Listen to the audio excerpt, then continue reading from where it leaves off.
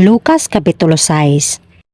Karon nahitabo sa ikaduhang adlaw nga igpapahulay nga siya minglata sa mga katriguhan ug ang iyang mga tinun-an nagpangutlo sa mga uhay ug nagpangaon sa mga kinusukuso sa ilang mga kamot. Apan ang uban sa mga Fariseo nag-ingon, nganong nagbuhat kamo sa supak sa kasuguan nga pagabuhaton sa adlaw nga igpapahulay? Og si Jesus sa nagatubag kanila miingon, wala ba ninyo mabasa bisan pa ang gibuhat ni David sa gigutom siya og ang mga kauban niya? Naunsa nga misulod siya sa balay sa Dios og mikuha og mikaon sa tinapay nga gibutang sa atubangan sa Dios. Og iyang gihatagan usab ang mga kauban niya nga supak man sa kasuguan ang pagkaon ni adto kundili sa mga saserdote lamang. Og siya nag-ingon kanila, ang anak sa tawo Ginoo sa adlaw nga igpapahulay. Og nahitabo sa lain nga adlaw nga igpapahulay nga misulod siya sa sinagoga og nagtudlo og may usa ka tawo didto og ang iyang kamot nga tuo kuyos.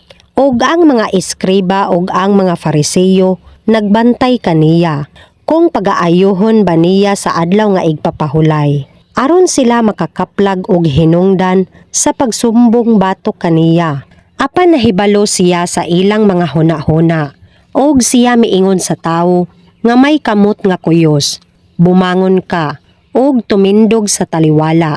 Og siya mibangon og mitindog. Og si Jesus miingon kanila, ako mangutana kaninyo, uyon ba sa kasuguan ang pagbuhat sa maayo sa adlaw nga igpapahulay? Kun ang pagbuhat sa daotan, ang pagluwas sa kinabuhi, kun ang paglaglag ba niini? Og siya mitan-aw kanilang tanan, og miingon sa tawo, tuy-ora ang imong kamot. Og siya nagbuhat sa ingon, og ang iyang kamot hing-ulian nga maayo, sama sa usa. Apan sila nga puno sa kaligotgot, og na nagsinultihay ang usa og usa, kung unsay pagabuhaton nila kang Hesus.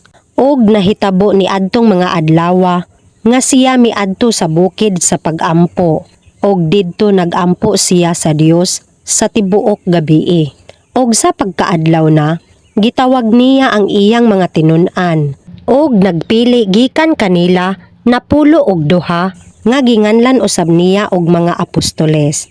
Si Simon nga ginganlan usab si Pedro, og si Andres nga iyang igsuon, og si Jacobo, og si Juan, og si Felipe, og si Bartolome, og si Mateo, og si Tomas, og si Jacobo nga anak ni Alfeo, og si Simon nga ginganlan ang makugihon, og si Judas nga igsuon ni Jacobo, og si Judas Iscariote nga nahimong mabudhion.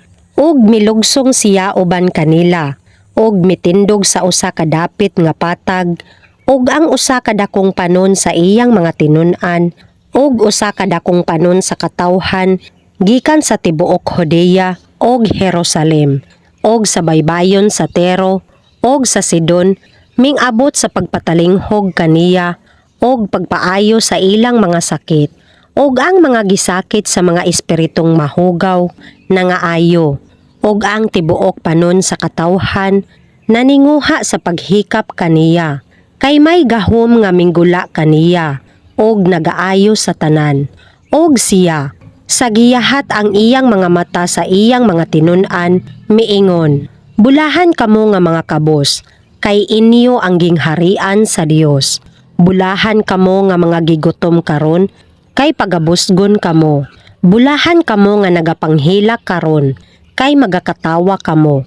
Bulahan kamo kung pagadumtan kamo sa mga tawo, og kung pagaayran kamo nila sa ilang katilingban, og pagapanamastamasan kamo, og pagapanghimarauton ang inyong ngalan tungod sa anak sa tawo. Managmaya kamo ni adtong adlawa, og managlukso kamo sa kalipay. Kay ania karon, ang balos kaninyo dako didto sa langit, kay ingon niini ang gibuhat sa ilang mga ginikanan batok sa mga manalagna. Apan alaot kamong mga dato, kay ang inyong kalipay nadawat na ninyo. Alaot kamo nga mga busog karon, kay pagagutmon kamo. Alaot kamo nga nangatawa karon, kay managkasubo og managhilak kamo. Alaot kamo kung ang tanang mga tao managsulti sa maayo tungod kaninyo, kay ingon niini ang gibuhat sa ilang mga ginikanan alang sa mga bakakong manalagna. Apan ako nagaingon kaninyo nga mga nanagpatalinghog, higugmaon ninyo ang inyong mga kaaway. Buhatan ninyo ang maayo sa mga nanagdumot kaninyo. Panalanginan ninyo ang mga nanagpanunglo kaninyo. Og managampo kamo alang sa mga nanagpasipala kaninyo. Sa nagsagpa sa imong aping, itaon usab kaniya ang pikas. Og sa nagkuha sa imong kopo, dili mo usab pagdid-an sa imong sapot. Ang tanan nga nagapangayo kanimo, hatagi. Og ang nagakuha sa imong mga butang, ayaw pagbawii sila. Og sumala sa buot ninyo nga buhaton kaninyo sa mga tawo, buhata usab ninyo kanila. Apan kung kamo nagahigugma sa mga nahigugma kaninyo, unsang mga pasalamat ang mainyo, kay bisan pa ang mga makasasala, nagahigugma ni adtong nagahigugma kanila. Og kung magbuhat kamo og maayo sa mga nagabuhat kaninyo og maayo, unsang mga pasalamat ang mainyo, kay bisan pa ang mga makasasala, nagabuhat sa mauusab. Og kung kamo magapahulam, ni adtong aduna kamoy ginapaabot nga madawat, unsang pasalamata ang mainyo, kay bisan pa ang mga makasasala, nagapahulam sa mga makasasala, sa pagdawat sa mauman usab. Apan higugmaa ang inyong mga kaaway, og buhata ang maayo kanila, og magpahulam kamo sa walay pagapaaboton, og ang inyong balos madako, og mahimo kamong mga anak sa hataas o yamot, kay siya mapuangoron sa mga dili mapasalamaton og sa mga daotan. Busa magmaluloyon kamo, ingon nga ang inyong amahan maluloyon. Dili kamo maghukom, og kamo dili pagahukman. Og dili kamo maghukom sa silot, og kamo dili pagahukman sa silot. Magbuhi kamo, og kamo pagabuhian. Maghatag kamo, og kamo pagahatagan. Taksanan nga maayo, nadasok og natantan, og naogdo, hangtod nga moawas. Igahatag nila sa inyong sabakan, kay sa maong taksanan nga inyong gitaksan, pagatakson usab kamo. Og siya misulti usab kanila og usa ka sambingay. Arang ba makagmando ang usa ka buta sa usa ka buta?